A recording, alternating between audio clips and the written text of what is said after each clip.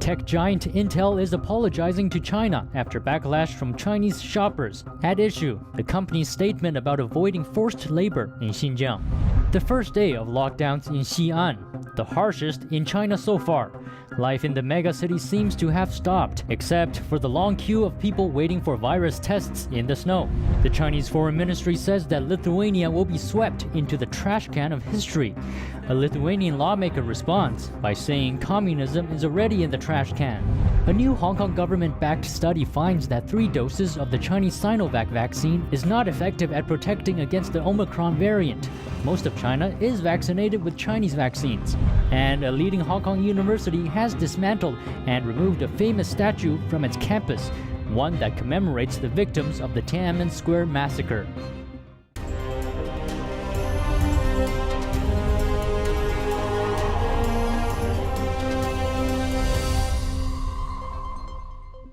Welcome to China in Focus. I'm Tiffany Meyer. Tech giant Intel is in hot water in China.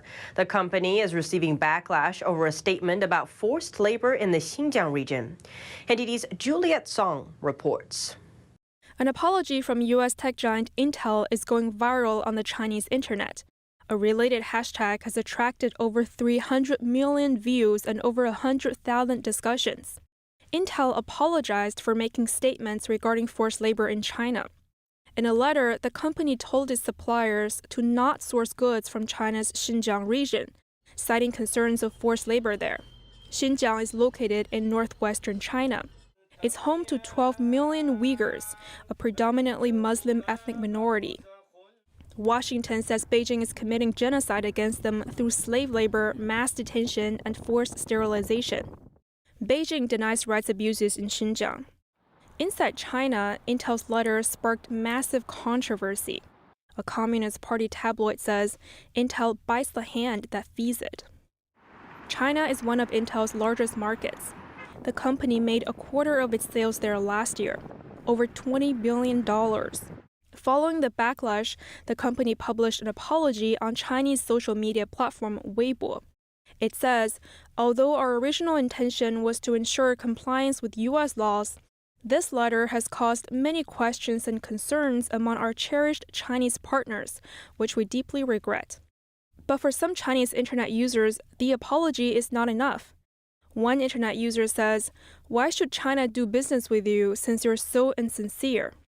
Another left a comment saying, "Then don't come to China to do business. Just go observe the law in the U.S." It's unclear if the Chinese internet users are aware of the rights abuses in Xinjiang. Related topics are heavily censored on the Chinese internet. And when Western companies speak out about them, Chinese state-controlled media fans nationalist anger against those companies. And Intel is not the first company that came under pressure after crossing Beijing's red line. Brands like H&M met with boycotts after expressing concerns about forced labor in Xinjiang. Adidas ran into a similar situation this year. Back in Washington, here's what the White House has to say about Intel's situation.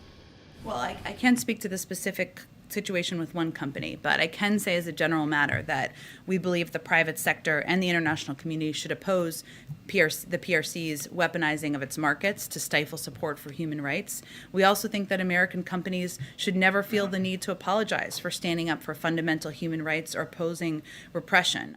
Saki goes on to say that in reality, companies that fail to address forced labor in their supply chains face serious legal risk, not just in the United States, but in Europe and other regions of the world.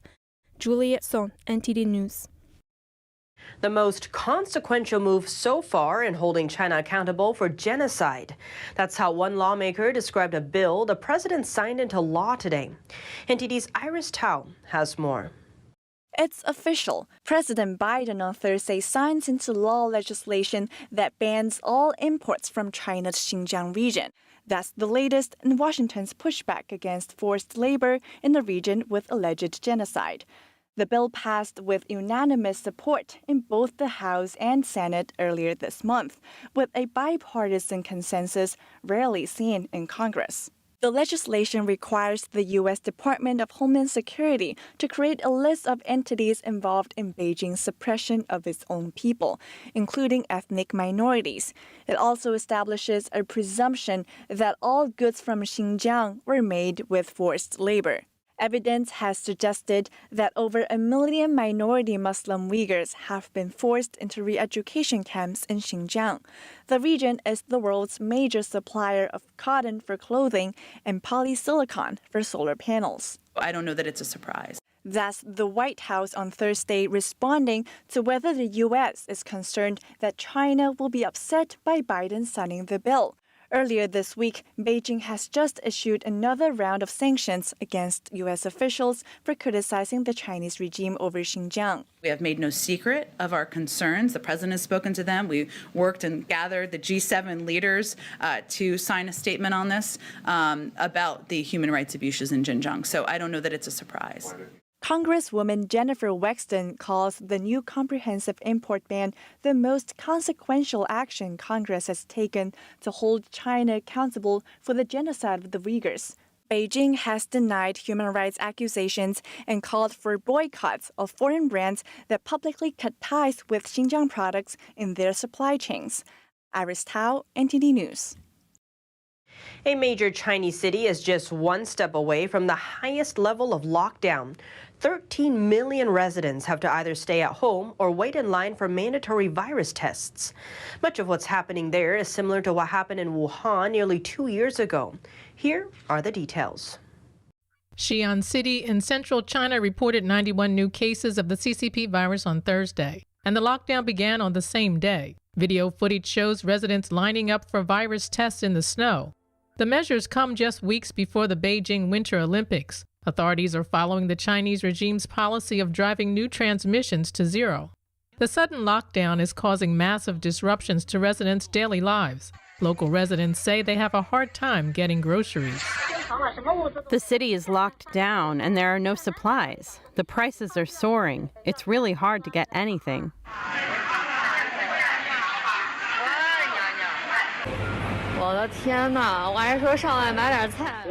We have to eat dry food during quarantine. There are no vegetables. I cannot go out. And besides, people don't have much money. Restrictions in Xi'an are some of the toughest since China locked down Wuhan in the beginning of the pandemic. Both are mega cities with over 10 million people. Xi'an is now only one level away from the highest category of lockdown in China, in which case residents are absolutely banned from leaving their homes. According to Chinese state media, the Xi'an airport canceled all domestic flights by Thursday morning.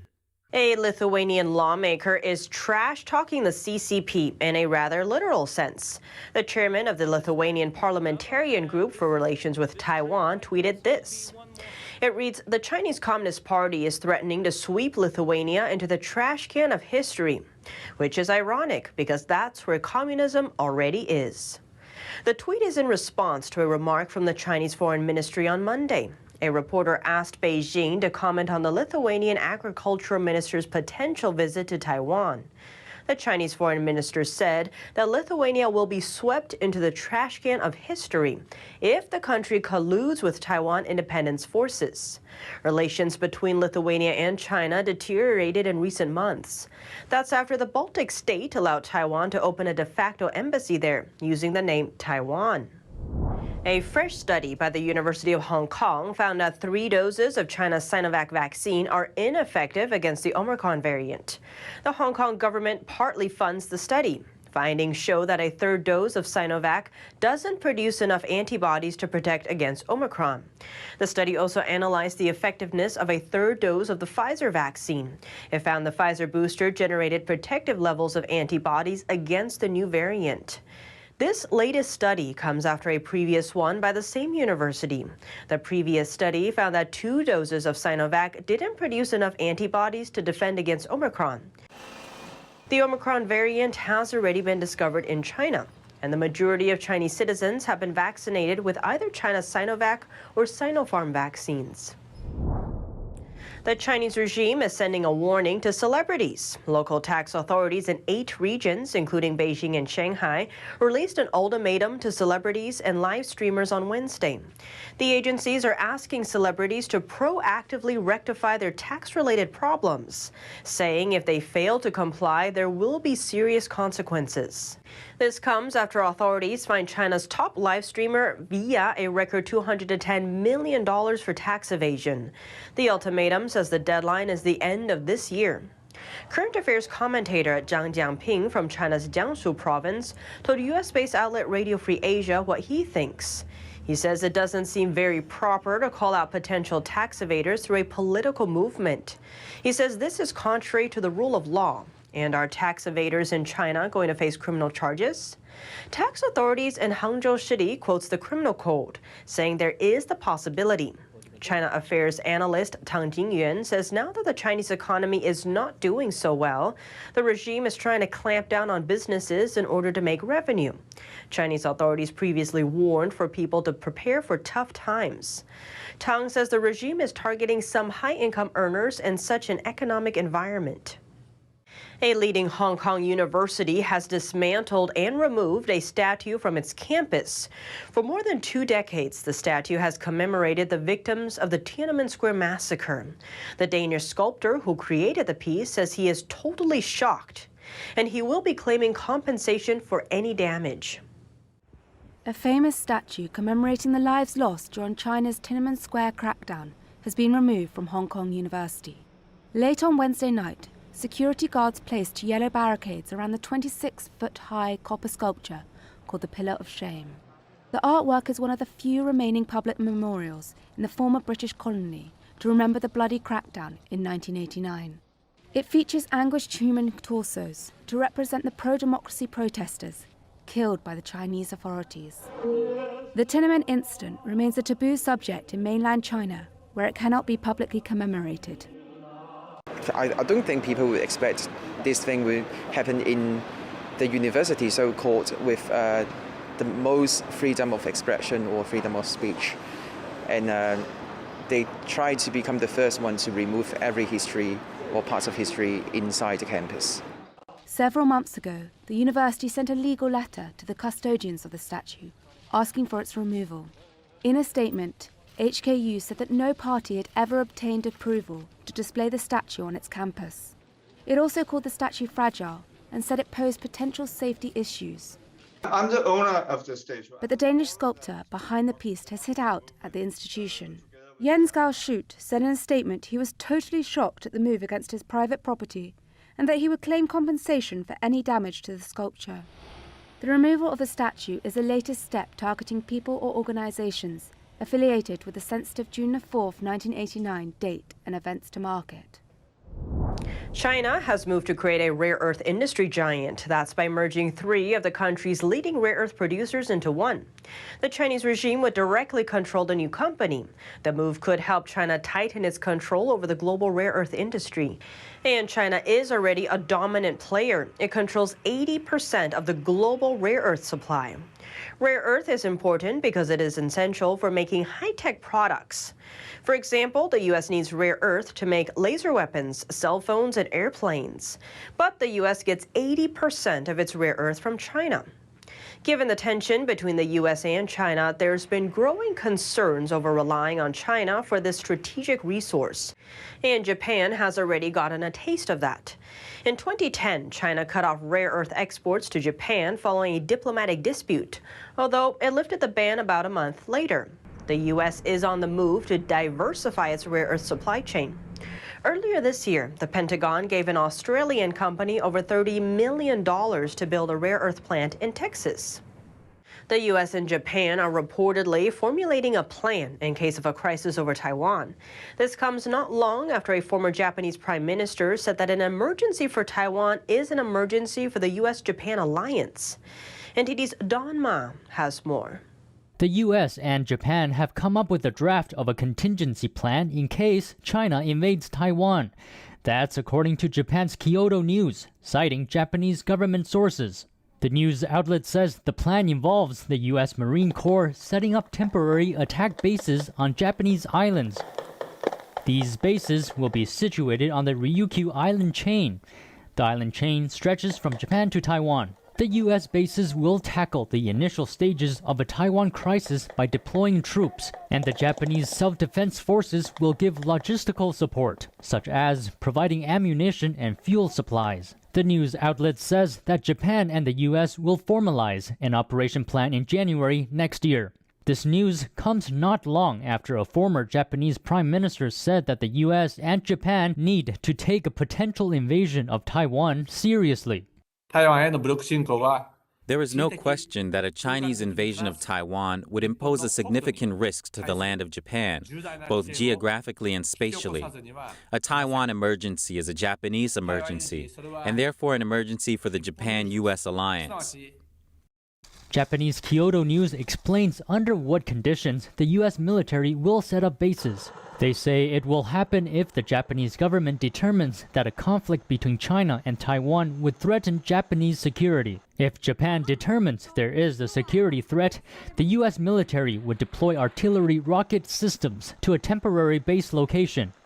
Earlier this year, U.S. President Biden and the Japanese Prime Minister at the time issued a joint statement. They underscored the importance of peace and stability in the Taiwan Strait. Don Ma, NTD News. Believe it or not, 2021's most visited website, TikTok. Cloudflare says TikTok was in 7th place in late 2020, but has since skyrocketed upwards. TikTok is a social media app you can use to make short videos.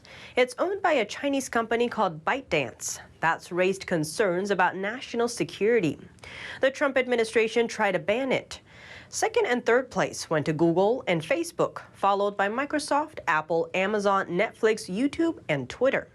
Shares of Chinese e-commerce site JD.com plummeted today after its largest shareholder, Tencent, said it will give away most of its stake. It raises questions about Tencent's plans for other holdings. NTD's Cheney Wu has the details.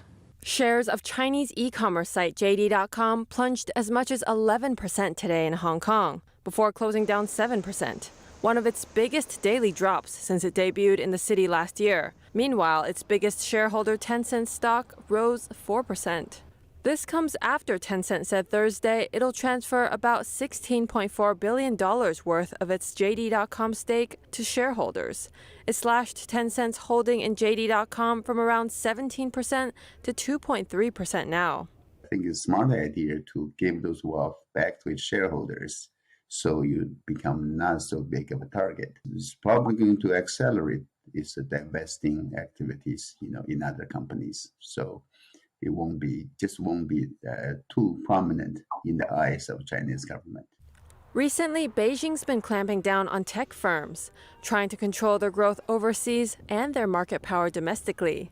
Local authorities Thursday summoned 5 online platforms, including Alibaba Group's Taobao, Pinduoduo, and JD.com, over live streaming irregularities during the Singles' Day shopping festival, according to state-owned media.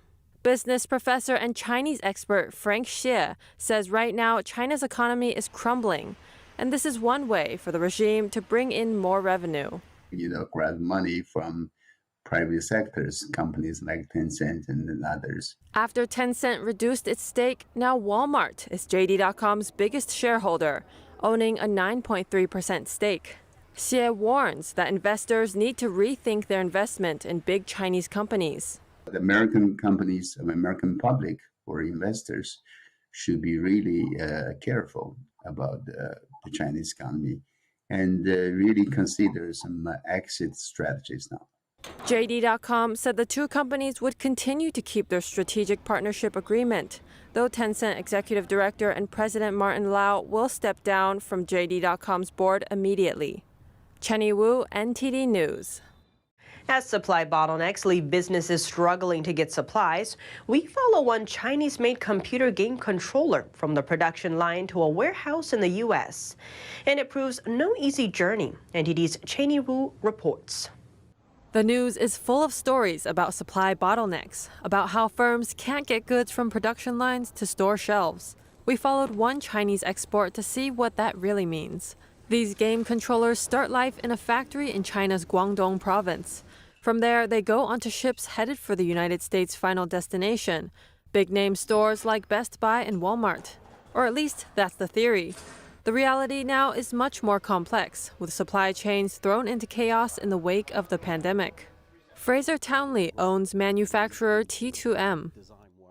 It's impossible to get containers, and once you've got the containers, it's impossible to get the drivers, and once you've got the drivers, it's impossible to get things scheduled and timed and what have you. So logistics has been something we've never experienced before. Like countless Western firms, T2M doesn't have its own factory. Production is done by a Chinese firm. But now it's hard to get goods into the U.S. even if you can get them out of China. Labor shortages mean a record number of container ships are stacked up, waiting to unload outside U.S. ports like Long Beach in California. The problems have driven a surge in costs. This time last year, I remember being extremely upset that I was being charged somewhere between $3,500 for a 40-foot container to get here. Now, if they ask you for $20,000, you ask where do I sign? Where do I pay? It's crazy. The problem is repeated worldwide, and firms have been forced to innovate. T2M used to ship goods directly to its warehouse near Boston, Massachusetts. Now they have to go overland from California, a more expensive route. All these problems add to costs and are a big factor behind soaring consumer prices worldwide. Now the White House has a task force looking at ways to ease the logjam. Like firms everywhere, T2M just hopes its products get to the shops in time for the holidays. Chenny Wu, NTD News. A perfectly preserved baby dinosaur has been discovered in Guangzhou in southern China, curled up inside an egg. The 70-million-year-old fossil preserved the embryonic skeleton of a bird-like dinosaur. It's been nicknamed Baby Yingliang after the name of the Chinese museum which houses the fossil. Experts say baby dinosaur bones are small and fragile and are only very rarely preserved as fossils. So that makes it a very lucky find. The egg is about 7 inches long. The dinosaur is estimated to be 11 inches long from head to tail. Researchers believe as an adult, had it lived, it would have been between 4 and 6 feet long. And just before you go, the entire China in Focus team wishes you a very Merry Christmas. Our newsletters will be off this week and next week, but will return to your inbox in the new year. May your holiday sparkle with joy. And that's all for today's China in Focus. Thanks for watching, and see you next time.